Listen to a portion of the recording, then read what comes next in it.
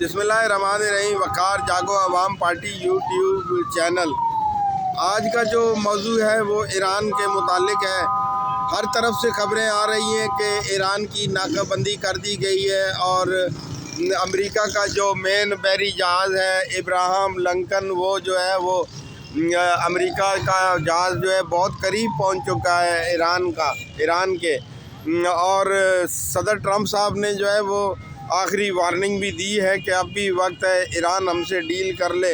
اور ہم ایران پر حملہ آور نہیں ہوں گے۔ تو فی الحال جو ہے وہ جہاں تک محسوس ہو رہا ہے وہ یہی محسوس ہو رہا ہے کہ اب کی بار جو ہے وہ پچھلے 45 سال سے جاری کشمکش کا خاتمہ قریب ہے، یا تو اس کشمکش کے نتیجے میں جو ہے وہ ایران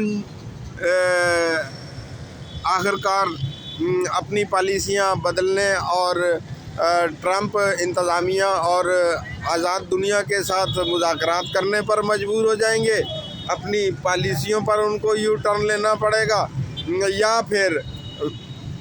فائنل جنگ ہو جائے گی۔ فائنل جنگ کی صورت میں دیکھا جائے تو ایران کے پاس ایک مذہبی کارڈ ہے اور اس کے پاس مذہبی لوگوں کی کثیر تعداد ہے جو جانثاران اسلام ہیں اور اسلام پر جان نچھاور کرنے کے لیے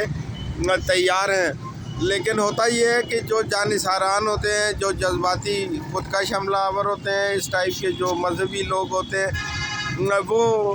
اپنی جانیں تو دے سکتے ہیں، اپنی جانیں تو قربان کر سکتے ہیں، لیکن بہرحال وہ امریکہ کو شکست دینا ایک بالکل مختلف میٹر ہے، خصوصاً ایران کے لیے، جبکہ ایران کے پاس کوئی ایئر فورس ہی موجود نہیں ہے سرے سے، اور آپ جانتے ہیں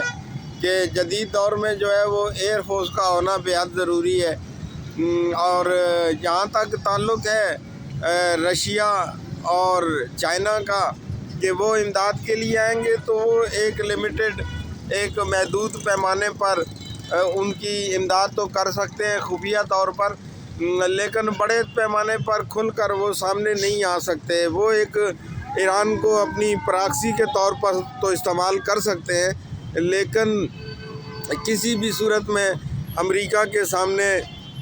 جو ہے وہ جنگ کرنے کی وہ بھی ہمت نہیں رکھتے۔ تو ایسی صورت میں فی الحال تو ایران بہت نحیف، کمزور لگ رہا ہے، کیونکہ اس سے پہلے جو اسرائیل نے جنگ کی تھی اس کے ساتھ، ایران کے ساتھ، تو اس جنگ کے نتیجے میں ایران کی جو طاقت ہے وہ تو سب کو پتہ چل گئی تھی کہ ایران کی فوجی طاقت بہت محدود ہو گئی ہے، خصوصاً جب سے عرب میں اس کی پراکسیز ختم ہوئی ہیں، خصوصاً شام میں اس کی حمایتی حکومت کا خاتمہ ہونا، لبنان میں اس کے جنگجو گروپس کا خاتمہ ہونا، اسی طرح یمن کے اندر اس کے گروپس کا کمزور ہونا، عرب کے اندر جہاں کہیں بھی ایران کی مسلح گروہ ہے ان کے کمزور ہونے سے ایران کی طاقت کے اندر بہت زیادہ فرق پڑ گیا ہے۔ اس وجہ سے یہ بات تو طے شدہ ہے کہ اگر امریکہ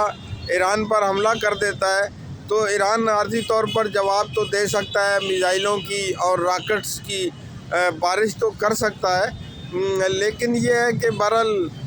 یہ سب کچھ جو ہے وہ اس قدر مفید نہیں ہوگا جو کہ کسی بڑی سپر پاور کے ساتھ جنگ کے لیے ضروری ہوتا ہے۔ تو بہرحال دعا کرنی چاہیے کہ یہ معاملہ ٹل جائے، جنگ نہ ہو، اور کیونکہ جنگ ہونے کے نتیجے میں بہت زیادہ عدم استحکام ہوگا، پوری دنیا کا امن خطرے میں پڑ جائے گا، خاص کر کے تیل کی قیمتوں میں بے انتہا اضافہ ہو جائے گا جس کے سے مسائل جنم لیں گے۔ تو بہرحال دعا کرنی چاہیے کہ امریکہ اور ایران کے درمیان کوئی معاہدہ ہو جائے، لیکن اس کے امکانات اب بہت ہی کم نظر آ رہے ہیں، خصوصاً اس کے بعد جب سے ایران نے پھانسیوں کا سلسلہ شروع کر دیا ہے۔ یہ پھانسیاں جو ہیں وہ ایک دم جلدی پر تیل کا کام کر رہی ہے، جس کی وجہ سے جو ہے وہ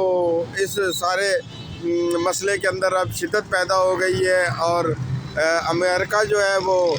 دوبارہ سے اٹیک کرنے کے در پہ ہے۔ تو بہرحال دعا کریں کہ امن رہے اور کوئی درمیانہ راستہ نکل آئے، جنگ نہ ہو۔ پاکستان ہمیشہ کے لیے زندہ باد۔